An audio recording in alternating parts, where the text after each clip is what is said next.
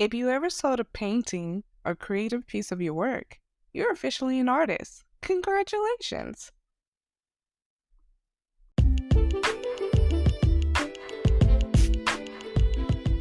What's up, everyone, and welcome to Creatively Enhanced, the show that is dedicated to visual artists and creative entrepreneurs.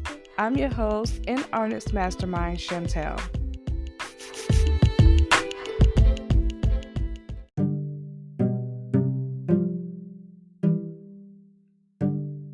The main question I receive constantly is, how do I price my art? The truth is, there is no right or wrong way in pricing your art. And the second truth is that being a business owner, I can tell you that you have the choice to decide how you want to charge for your artwork and your creativity. This is the freedom that comes with entrepreneurship, charging and coming up with a pricing method that is accustomed to your personal and your business needs. Artists want to sell their artwork, but they get caught up on the idea of what selling art looks like. And this is where you'll have to make an executive decision. How much money do you want to make, and how are you going to make it? It is a sales strategy at play.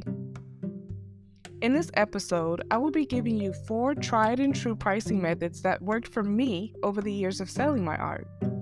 So let's get into it.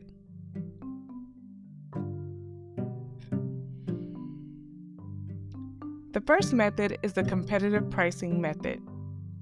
This method is used in pricing your art based on the competitive market. This method is used when comparing to other artists in the same style or genre of art and analyzing their pricing. Hence, charging the same and around the same price, potential buyers tend to shop and compare prices of the same style of art.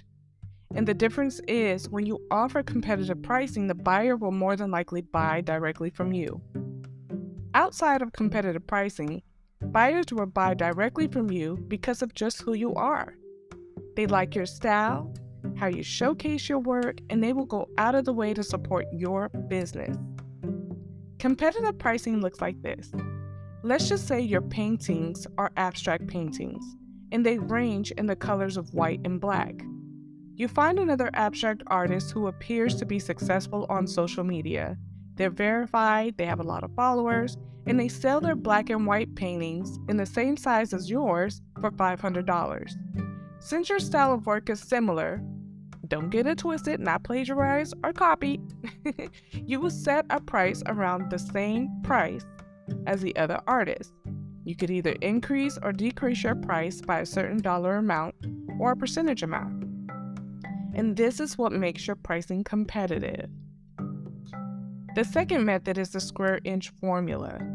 The square inch formula is a pricing method that is used to calculate per square inch in your wage.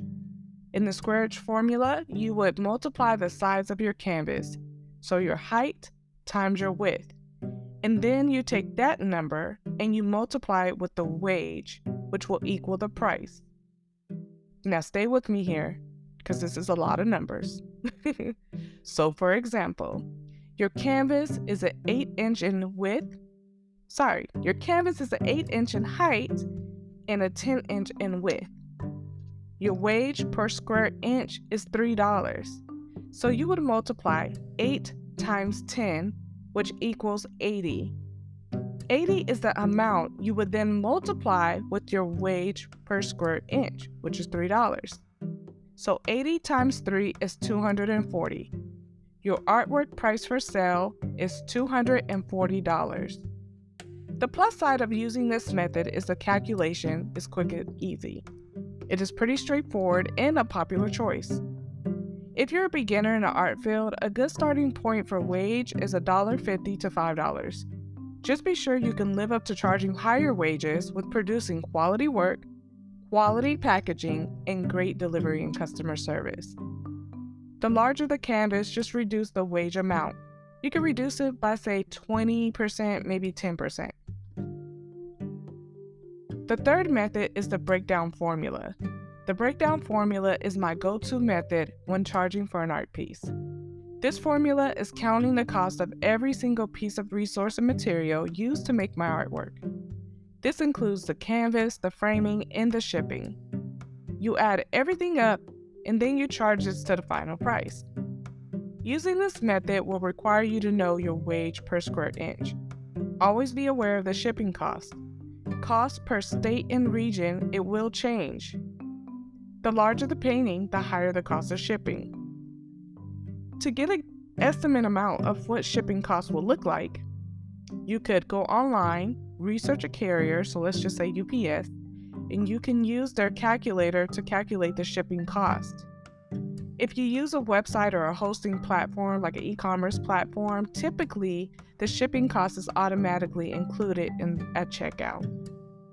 It is wise to save your receipts to reference at any cost that you want to factor in. Again, stay with me. More numbers.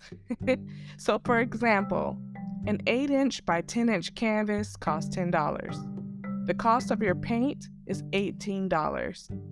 Your wage per square inch is $3. So you're going to do the square inch formula here where it's 80, which is 8 by 10, times the wage, which is 3, that equals $240. Shipping and packaging is $25. You add everything together, so 10 plus 18 plus 240 plus 25, you get $293 for the cost of the art piece. That's how much you will sell it for.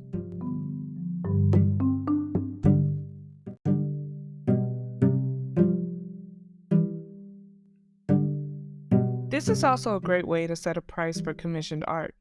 For those that work digitally, pricing includes any cost of programs you need to use, such as illustration programs and phone apps. You take those costs and add it in with your wage. So for example, if you use a design program that costs $12 a month and use a phone app that's $5 a month, then you have a wage of $10 per hour and your illustration took 15 hours. You would then add the cost of your programs together, which is 12 plus 5, that's 17, and then take your wage, which is $10 an hour, multiply that by 15 hours is 150. Then you add 150 plus 17, and the total sale of your art piece would be $167. The positive to this advantage is that the products are delivered electronically, so you don't have to incur the shipping expenses. However, if you do need to ship, you just add that in.